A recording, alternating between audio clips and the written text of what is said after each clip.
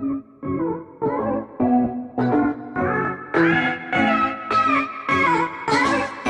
Witchy Babes, this is Marky and welcome back to my channel. So like I promised, this video is going to be a lot funner than the last one, and this is going to be my tarot tips part 2.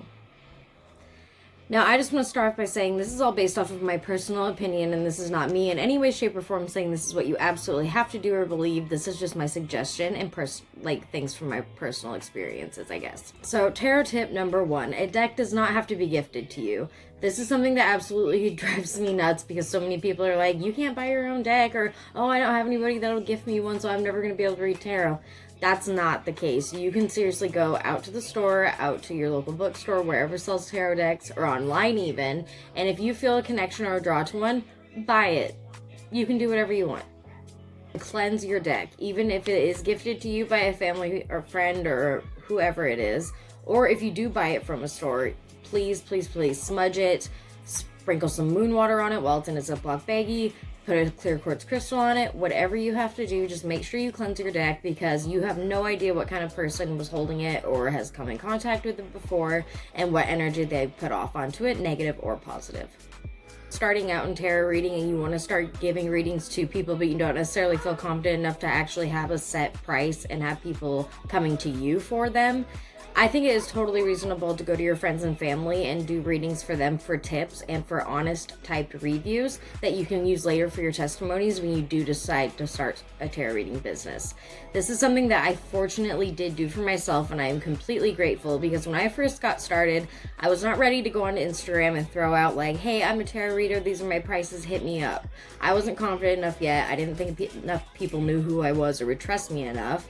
So what I ended up doing was, posting on Facebook, hey, friends, family, I'm doing tarot readings, yada, yada, yada. Like, I would appreciate a $1 to $5 tip and an honest review afterwards. Provide it to them via email. They send me the review afterwards and the payment via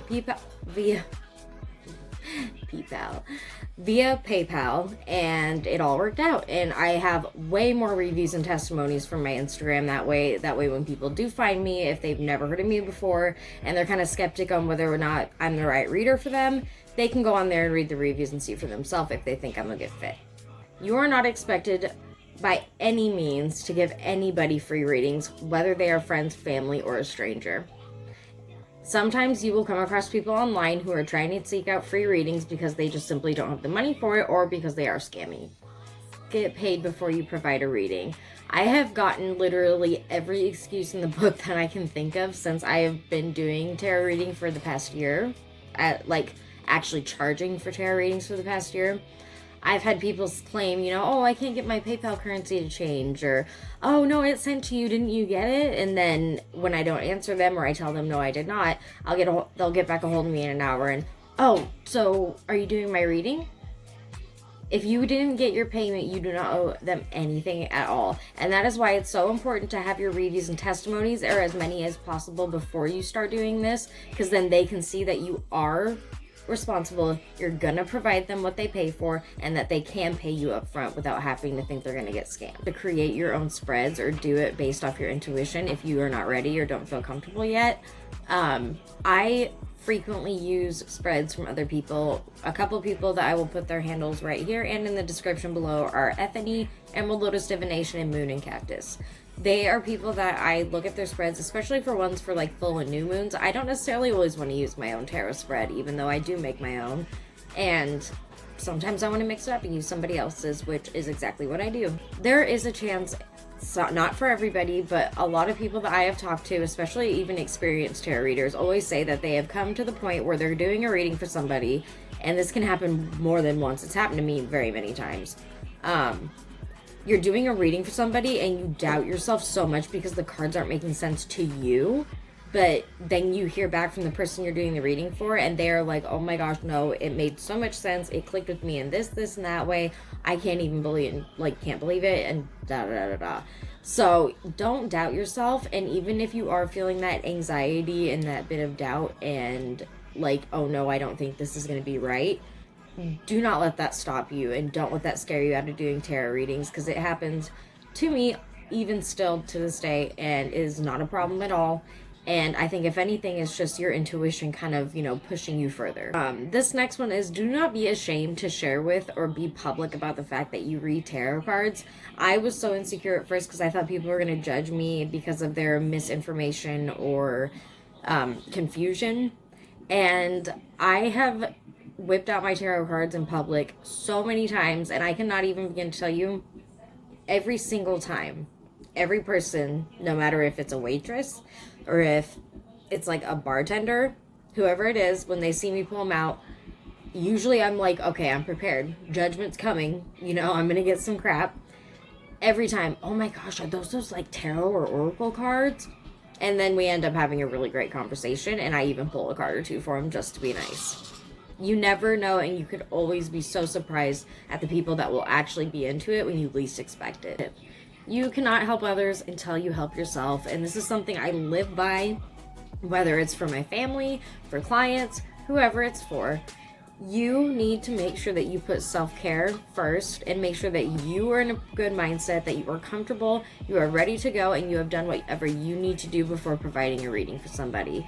And if they can't be understanding and wait for you to do what you need to do, then maybe you're not the reader for them. This next one, I feel like these are all important, and I keep saying this one's so important, so I'm just gonna say they're all important.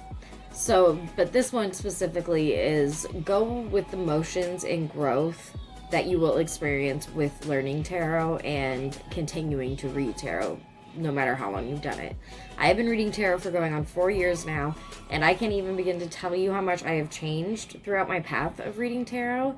And I finally feel like I have found my solid spot for now, and that is working with the spirits. If you want to know more, please go to my Instagram, and I will put it down below, because that is where I've got the whole blurb and rant about what I am doing on my tarot path these days. So go check that out. Last tip, and this is something that I've even found myself to have lost touch with. Have fun and be as creative as you can. Find what fits you. Don't have to journal a certain way another person journals. You don't have to learn the suits or the major or minor arcanas a certain way somebody else does. Do whatever you find the most fun and helpful way.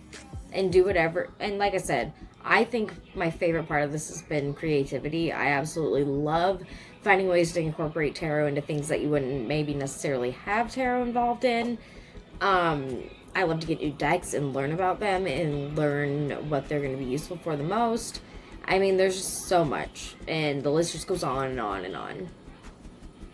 Thank you so much for watching this video. If you guys enjoyed it, please don't forget to hit that subscribe button, hit the like button as well, because you know you want to. If you want to keep up with me, you can hit the bell as well, and it will notify you when my next videos are coming. The next one is going to be another Dollar Tree witchy haul, because you guys love that one so much. It's the one video I have that has the most views, because as we all know, I'm a little newbie here, and I get excited over having 300 views on a video. So I figured, why not make a part 2?